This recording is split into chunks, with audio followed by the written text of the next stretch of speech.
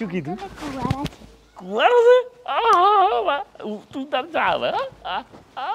કુંવારી છે કુંવારી, હવે તો ભૂસકો મરાય. પણ એક વાતની તો ખાતરી થઈ જ જઈ છે કે એ કુંવારી છે, એટલે હવે દોણો દાબવામાં હોતો નથી. શું કહેવું છે, પૂછી નાખું? હા. ઓ ભાઈ, તમે બધા ભેગા થઈને મારા બૈડા તોડાવશો કે શું? એટલે ભાઈ એની પસંદગી શું છે, નાપસંદગી શું છે, એનું ધારા ધોરણ બધું જાણકારી મેળવ્યા વગર એકદમ દોણો ના દબાવાય, નહીતર તો આપણા લમણા લાલ થઈ જાય. સમજ્યા?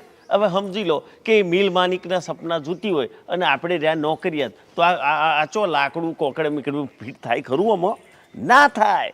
એટલે પહેલો એ તપાસ કરી લઈએ, પછી દોણો દાબવામાં વાંધો નથી. પણ મારા બેટું પૂછાવું કેવી રીતે?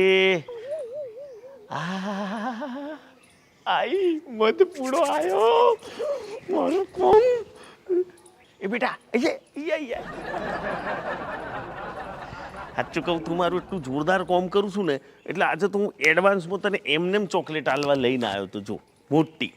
પણ પછી કોમ આવી ગયું એટલે તું મારું કોમ કરી આલ, બરાબર?